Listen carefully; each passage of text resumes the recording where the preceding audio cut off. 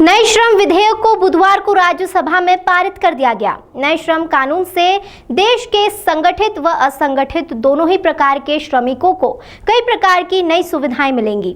सभी श्रमिकों को नियुक्ति पत्र देना अनिवार्य होगा। उनके वेतन का डिजिटल भुगतान करना होगा।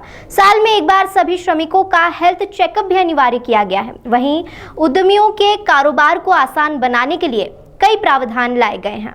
श्रम मंत्री संतोष गंगवार ने बताया कि वर्तमान कानून में दुर्घटना होने की स्थिति में जुर्माने की राशि पूरी तरह से सरकार के खाते में जाती थी, लेकिन नए कानून में जुर्माने की राशि का 50% पीड़ित को मिलेगा।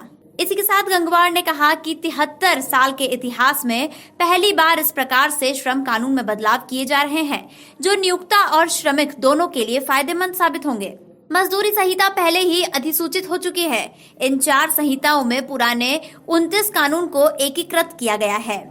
निचले सदन में विधेयक पर हुई चर्चा का जवाब देते हुए श्रम मंत्री संतोष कुमार गंगवार ने कहा था कि सरकार प्रवासी मजदूरों को लेकर काफी संवेदनशील है।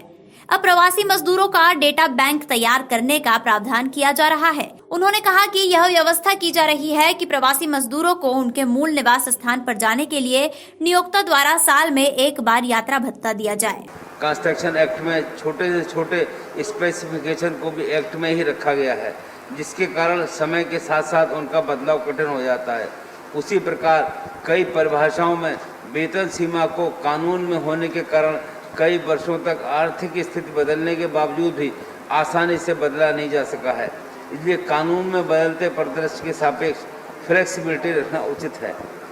सभापति महोदय, मैं ये भी स्पष्ट करना चाहूँगा कि अप्रोप्रिएट गवर्नमेंट की परिभाषा में किसी भी प्रकार राज्य सरकार के अधिकारों को सीमित नहीं किया गया है, बल्कि कई प्रावधानों में राज्य सरकारों को ये फ्लेक्सिबिलिटी दे दी गई है कि वे अपने राज्य की स्थिति के अनुसार विभिन्न प्रावधानों में सरलता से परिवर्तन ला सके।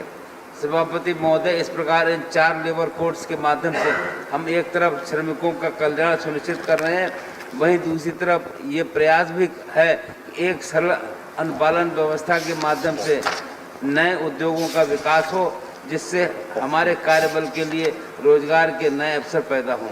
मैं आशा करता हूँ सरकार के इस प्रयासों में आप सभी माननीय सदस्य सर्वसम्मत समर्थन देने की कृपा करेंगे और ये एक ऐतिहासिक बिल जो हम पार करने जा रहे हैं उसमें हम सब मिलकर भागीदार बनेंगे। आप सबका बहुत बहुत धन्यवाद।